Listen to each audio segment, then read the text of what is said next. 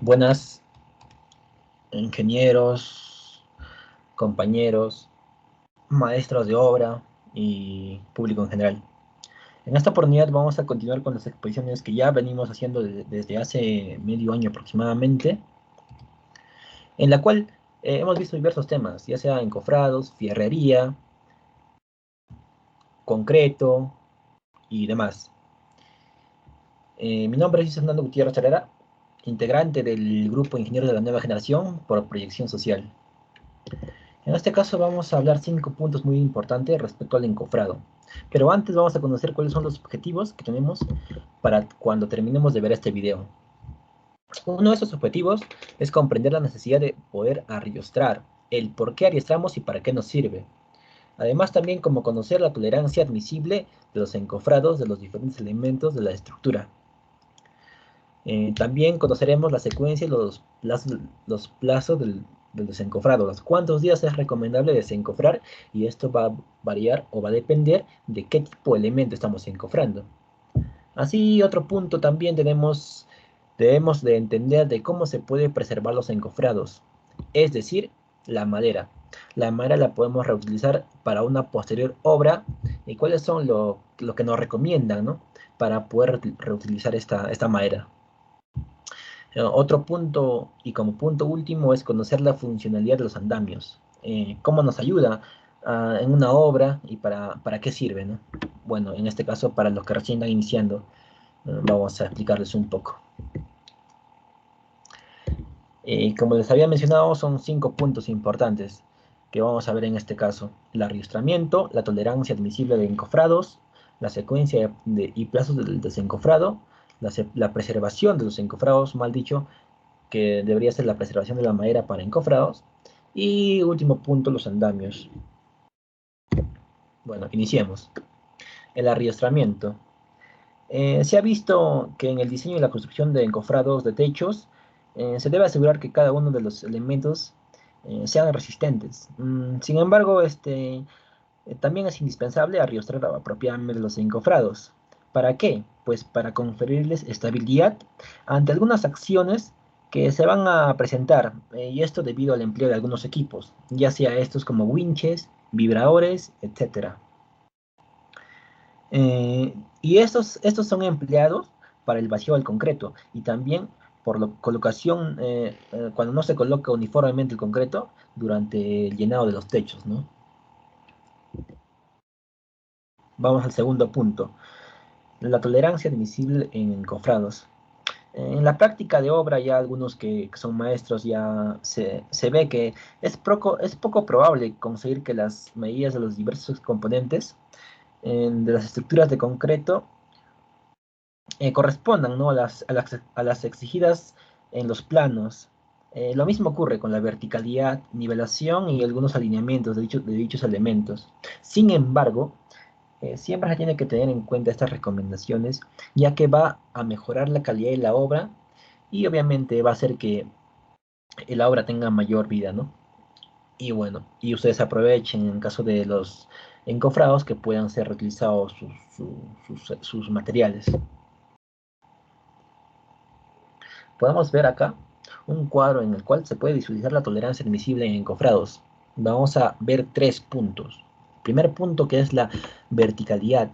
Esto en el caso de columnas, muro y placas. Mira, para una longitud de 0 a 3 metros, la tolerancia que te recomienda son 6 milímetros.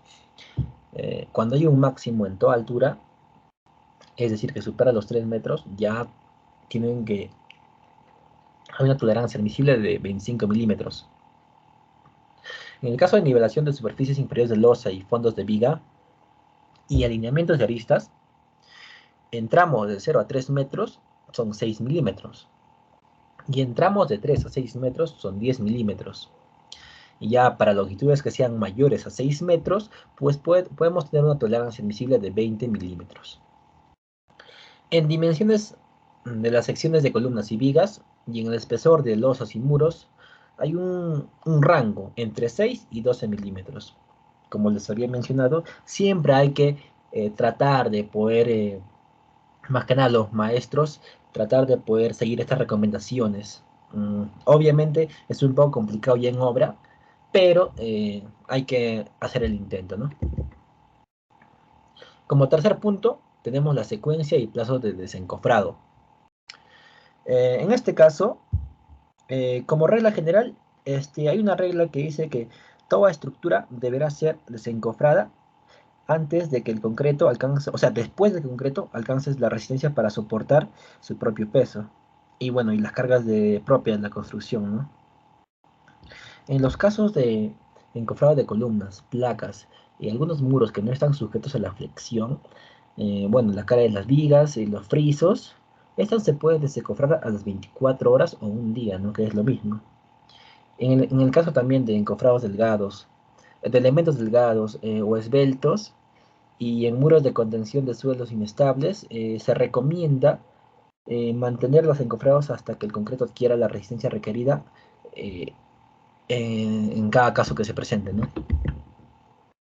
Mira, aquí tenemos un pequeño cuadro en el cual podemos dividirlos en dos etapas. Una que son losas, techos aligerados y la otra que son vigas.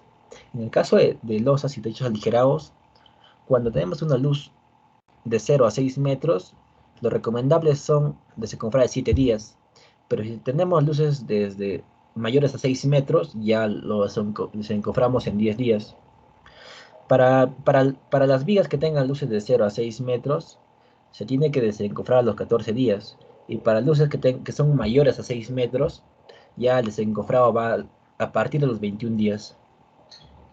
Cuando la temperatura ambiental es menor a 10 grados centígrados, los lapsos deberán ser prudencialmente ampliados.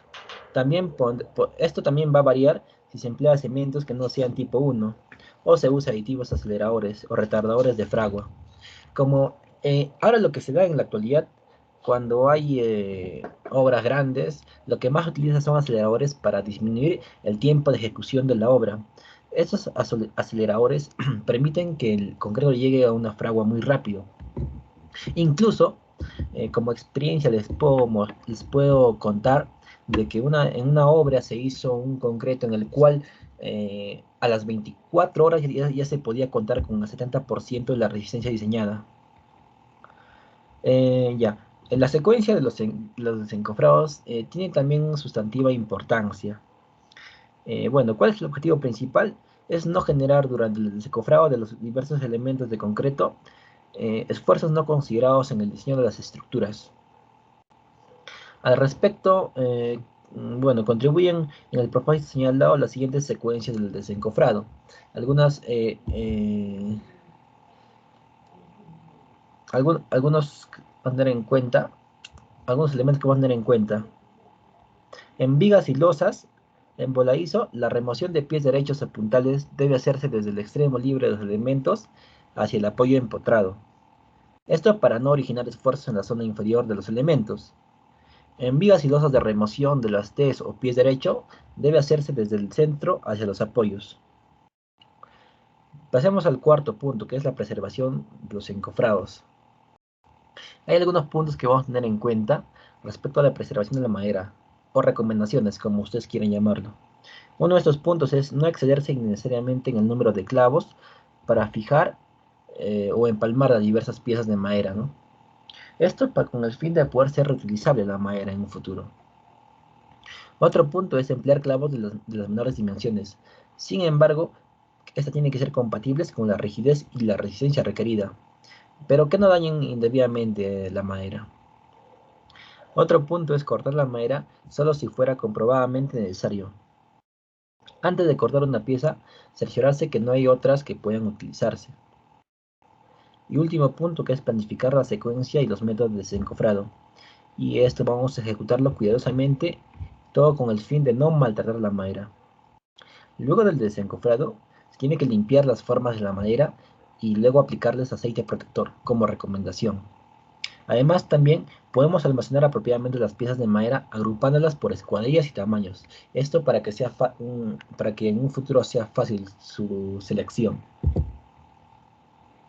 Aquí podemos ver los encofrados de madera para elementos estructurales, diversos elementos estructurales. En la primera imagen podemos ver una columna, en la segunda una viga, en la tercera una losa, en la cuarta una escalera, en la quinta que es un muro de sostenimiento, y en la sexta, ¿no? Lo cual es un encofrado de zapatas. Y como podemos ver, la madera, además de... La madera puede ser utilizable en muchas obras, además de que puede ser utilizada en diferentes partes de la estructura. Como quinto punto, ya terminando, tenemos los andamios. ¿Qué son los andamios, no? Para los que recién están iniciando. Son estructuras provisionales para ejecutar trabajos en alturas. Principalmente se trabaja en fachadas de edificaciones. Comúnmente en obra, lo que se utiliza son los andamios de madera, así también como andamios de tubulares de acero. Y de acuerdo a las características del trabajo previsto, los andamios son autoportantes. Estos se pueden presentar en voladizo o colgantes. Bueno, vamos a mencionar diversas consideraciones o recomendaciones que vamos a tener en cuenta respecto a la ejecución de los andamios. En este caso vamos a ver que la madera tiene que ser de una resistencia comprobada, el tornillo, por ejemplo. Sin embargo, en la obra vemos que la mayoría de maestros de obra no utilizan el tornillo por el mismo hecho de que es muy caro y ya lo reemplazan por el roble. Sin embargo, siempre es bueno adecuarse a lo que dice el plano y seguir, ¿no? Los pasos. El tornillo seca no tiene que tener alabeos, tampoco arqueaduras, ni grietas. No tiene rajaduras ni exceso de nudos huecos. Eso es lo que le hace bueno a la madera tornillo. Bueno, para asegurar una eficaz transmisión de las cargas, los empalmes de los parantes tienen que ser ejecutados a tope. Las caras de los extremos o empalmes tienen que ser planas y perpendiculares a un eje longitudinal de los parantes. El empalme se puede complementar con alambre negro número 8. Este puede ser atortolado o unido con abrazaderas metálicas. Consideraciones que vamos a tener en cuenta. A ver, el apoyo de los parantes tiene que hacerse interponiendo durmientes de madera entre los parantes y el terreno, ¿no? Y todo esto con el fin de que se reduzca la presión sobre este. A ver, los travesaños o puentes sobre los que se monta la plataforma tienen que ser asegurados mediante clavos. Y como les había mencionado en un inicio, los clavos tienen que ser medidos, es decir, no usar un exceso de clavos. Así también como los largueros corridos horizontalmente que arrastran los parantes y refuerzan los apoyos de los puentes o travesaños serán clavados a los parantes por la parte inferior. La plataforma debe ocupar todo el ancho comprendido entre parantes, y esto con la finalidad de que se pueda evitar la caída de materiales o herramientas y los riesgos inherentes, es decir, evitar accidentes.